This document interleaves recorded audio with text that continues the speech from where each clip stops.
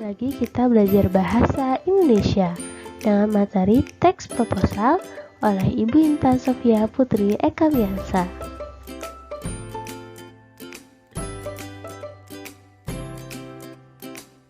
Untuk proposal.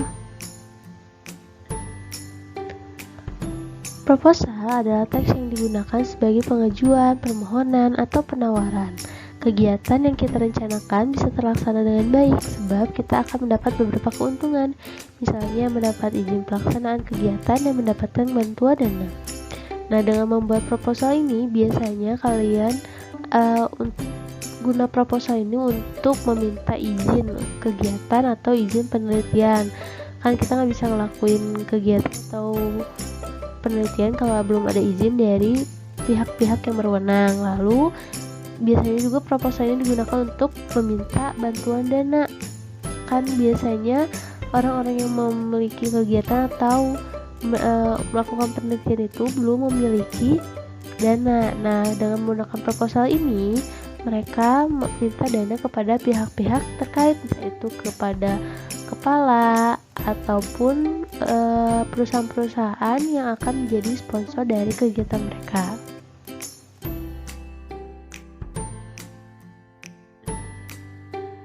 1. Proposal untuk mendapatkan izin. 2.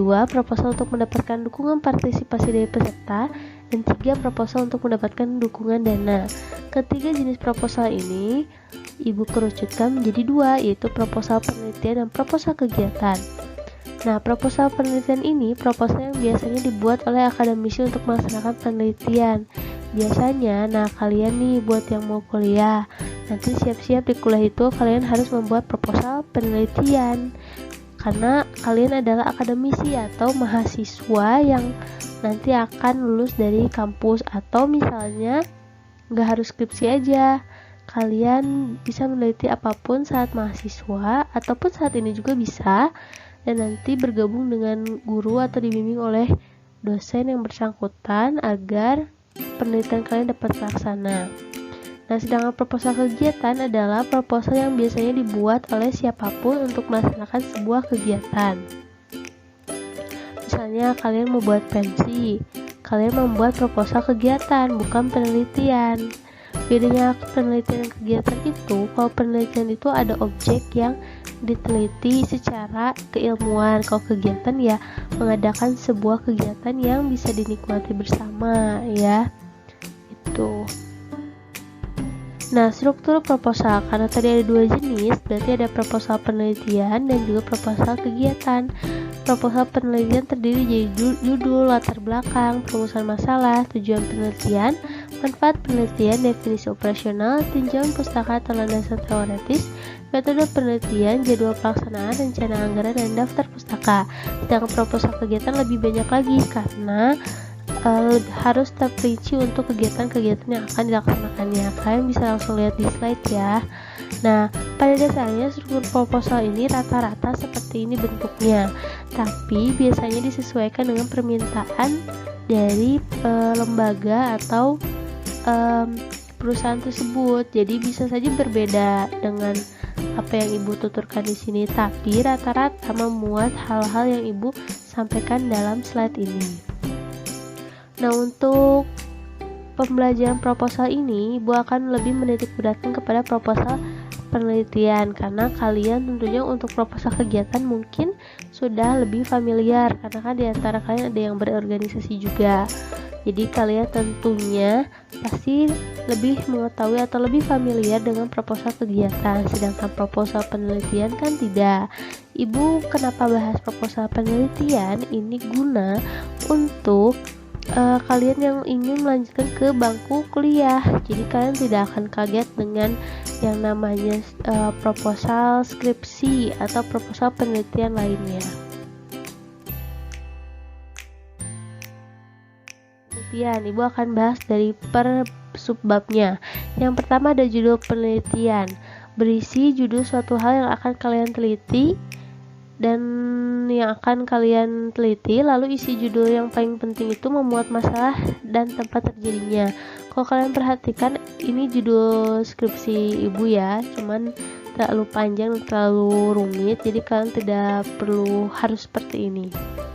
Nah, penerapan model multiliterasi berbantuan film pendek dalam pembelajaran teks cerita fiksi. Masalahnya itu adalah dalam pembelajaran teks cerita fiksi, dan solusinya model multiliterasi. Nah, tempat terjadinya di SMA 17 Bandung. Nah, simpelnya kalian bisa rubah menjadi misalnya penyebab pengangguran milenial di Indonesia, penyebab banjir di daerah Cicalung, atau misalnya pengaruh game online pada kesehatan mental remaja. Itu judul-judul penelitian yang simpel dan kalian mungkin bisa temukan di internet juga. Selanjutnya di latar belakang. Latar belakang ini berisi alasan-alasan mengapa kamu ingin meneliti hal tersebut. Alasan tersebut dimulai dari hal yang umum hingga ke khusus. Lalu di akhir kamu simpulkan dengan kata-kata. Maka berdasarkan latar belakang di atas, penulis akan melakukan penelitian yang berjudul. Judulnya tinggal tuliskan kembali. Nah, maksudnya latar belakang ini misalnya nih, kalian akan meneliti tentang pengaruh game online pada kesehatan mental remaja. Nah, kalian kasih tahu nih di latar belakang alasan-alasan kenapa sih kalian harus meneliti hal tersebut. Misalnya, kalian mulai dari era globalisasi, bahwa dunia saat ini sedang berada dalam abad ke-21 di mana teknologi sedang canggih-canggihnya. Nah, dari situ baru kalian turun ke game online-nya. Salah satunya ada di bidang hiburan, yaitu game online. Game online adalah, silahkan dijelaskan, dan banyak sekali atau penduduk Indonesia, kurang lebih berapa persennya itu bermain game online. Kalian bisa cari datanya di internet. Nah, game online ini tentunya punya dampak positif dan negatif. Dampak negatifnya adalah misalnya membuang waktu remaja atau remaja tidak fokus belajar. Nah, hal-hal seperti inilah yang membuat kesehatan mental remaja itu sedikit terganggu akibat terlalu sering bermain game online. Nah, berdasarkan latar belakang di atas, termasuk ke situ penulis akan melakukan penelitian yang berjudul bla bla bla. Setelah latar belakang ada rumusan masalah penelitian.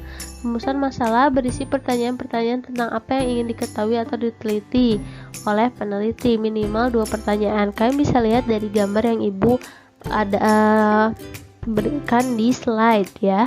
Itu ada 3 pertanyaan. Salah satunya, bagaimana penerapan model multiliterasi berbantuan film pendek dalam pembelajaran teks cerita fiksi.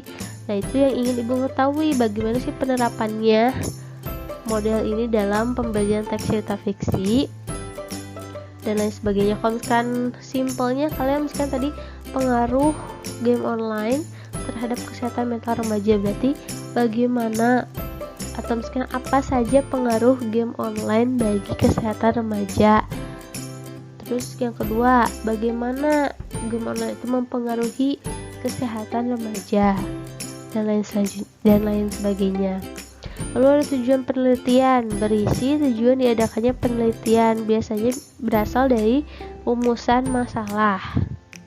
Jadi bisa kalian turunkan, misalnya tadi kan ibu rumusan masalahnya apa pengaruh game online terhadap kesehatan remaja. Berarti tujuannya kalian ingin mengetahui pengaruh dari game online bagi kesehatan remaja, itu tujuannya. Manfaat penelitian atau kontribusi penelitian, berisi manfaat atau dampak yang akan terjadi dari diadakannya penelitian. Manfaat ini terbagi menjadi manfaat teoretis atau manfaat bagi peneliti itu sendiri, dan manfaat praktis, manfaat bagi orang lain. Jadi misalnya kalian bahas tentang pengaruh game online, berarti manfaat teoritisnya diharapkan dapat bermanfaat bagi perkembangan teknologi dan remaja di Indonesia. Kalau praktisnya bisa menjadi sebuah kritik dan saran bagi para pencipta teknologi khususnya game online. Selanjutnya definisi operasional, berisi pengertian atau definisi dari setiap topik judul penelitian yang dibuat oleh peneliti. Kalau kalian tadi bahas tentang pengaruh game online bagi kesehatan remaja, berarti kalian mendefinisikan atau mengartikan sendiri apa itu game online dan apa itu kesehatan remaja.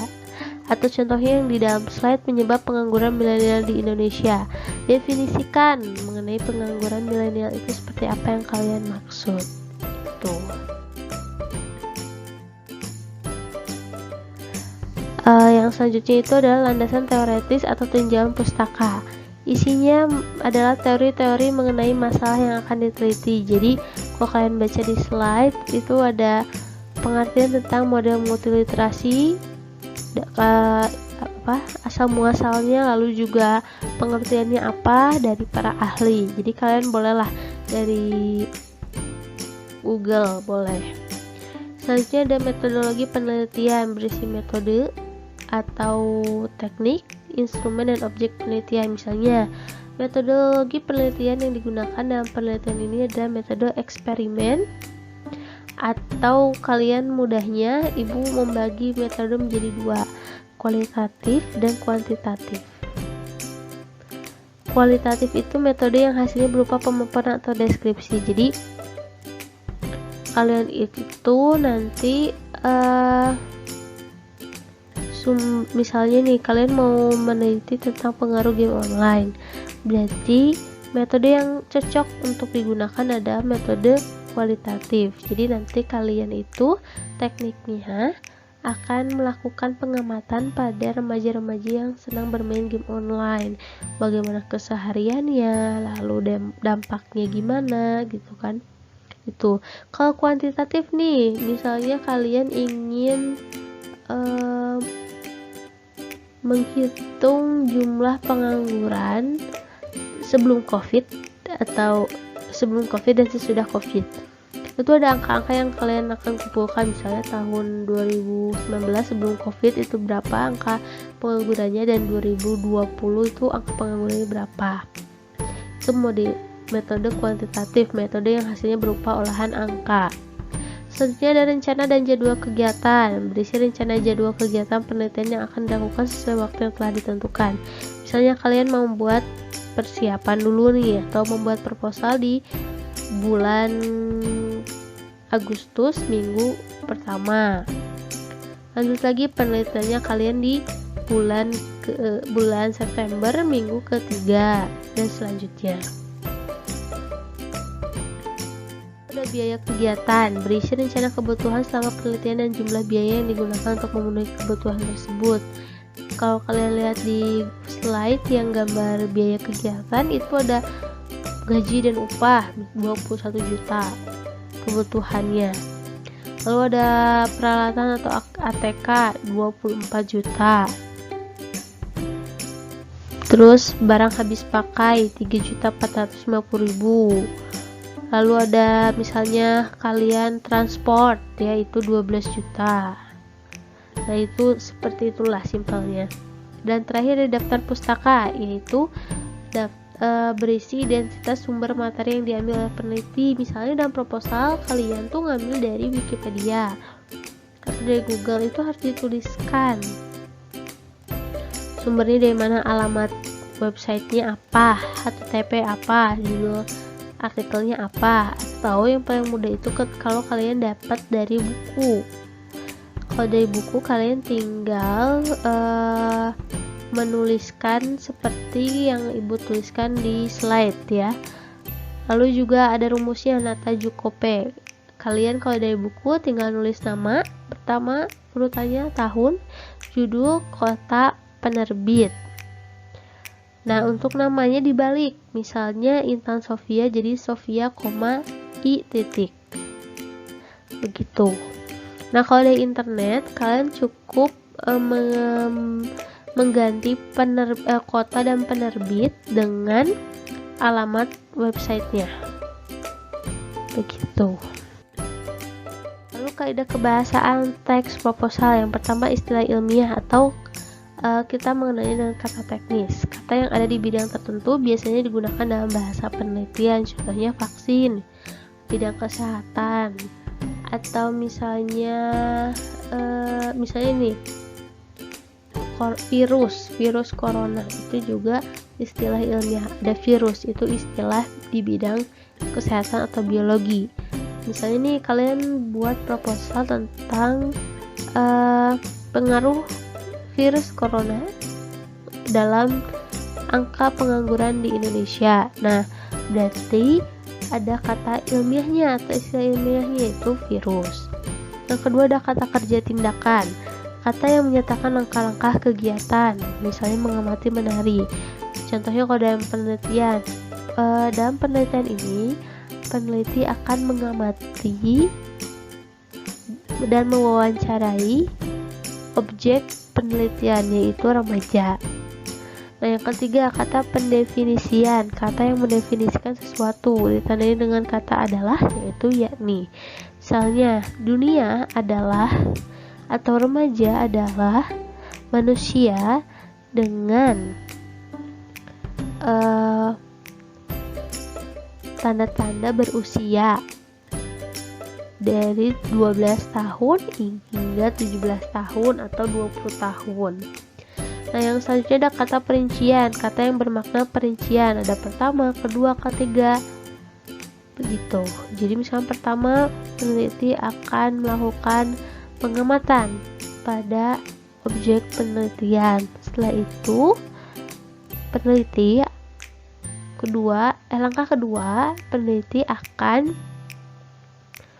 melakukan wawancara kepada objek penelitian, dan ketiga, peneliti akan membuat kesimpulan dari penelitian tersebut.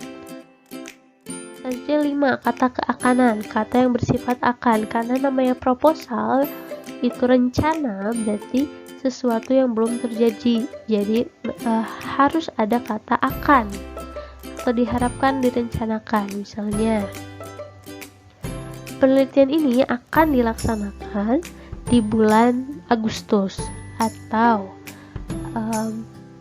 penelitian ini diharapkan bisa membantu perkembangan di dunia teknologi. Yang keenam, kata denotatif, kata yang bermakna sebenarnya. Contoh, kegiatan ini akan megah. Ya, megah tuh mewah, ramai, segala pernak-pernik, itu megah. Tapi misalnya beda lagi, kalau kan lawannya kata denotatif itu adalah konotatif. Kalau konotatif, kata yang tidak sebenarnya. Misalnya, rumahmu itu seperti istana, padahal rumahnya tidak seperti istana, itu hanya sindiran belaka. Lalu yang ketujuh ada pernyataan argumentatif, kalimat yang berisi pendapat seseorang. Contohnya, menurut Albert Einstein, atau menurut Bapak siapa, atau menurut Ibu Intan, atau menurut Intan Sofia, pendidikan adalah selanjutnya. Yang ke-8 ada pernyataan persuasif, kalimat yang berisi ajakan kepada seseorang. Contoh, semoga semua pihak bisa saling bersinergi mewujudkan kegiatan ini. Itu mengajak pihak-pihak untuk saling bekerja sama dalam mewujudkan kegiatan. Itu